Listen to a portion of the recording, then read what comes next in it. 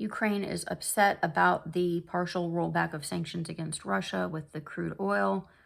Zelensky said on Friday that the move would strengthen Russia's position as U.S.-backed efforts to reach an agreement to end the more than 4-year war appear to have stalled again. It's spending money it earns from energy sales on weapons, and all of this is then being used against us, Zelensky said, with Emmanuel Macron in Paris. Just this easing of sanctions by America could provide Russia with around $10 billion for the war. This certainly does not help peace, he said. The U.S. on Thursday issued a 30-day waiver for countries to buy sanctioned Russian oil and petroleum products currently stranded at sea, as global energy markets have been roiled by the U.S.-Israeli war on Iran. The conflict has led to the closure of the Strait of Hormuz. Macron and other European leaders criticized the Trump administration's decision to ease the economic curbs against Russia. The president of the European Council said the move is very concerning as it impacts European security. Although, again, they're kind of speaking out of both sides of their mouth because they need the crude for their own stuff themselves. And they're still buying Russian gas, let's not lie.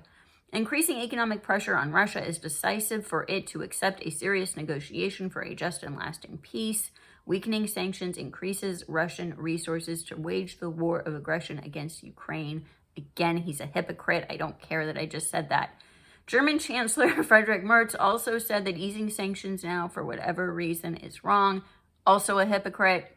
We believe that it is the wrong course of action. After all, we want to ensure that Russia does not exploit the war in Iran to weaken Ukraine.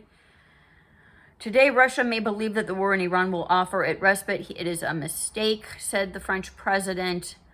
7.3 million barrels of Russian-originated oil are in floating storage, while another 148.5 million barrels are in vessels in transit. Kirill Dmitriev said the U.S. waiver would affect 100 million barrels of Russian crude, equal to almost 1 day's worth of global output.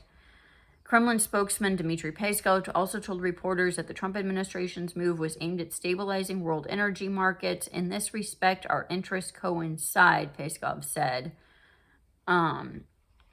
Earlier this week, the IEA announced that its 32 member countries had unanimously agreed to release 400 million barrels of oil from their emergency reserves to try to lower prices. Again, that's only 4 days, so just think about that.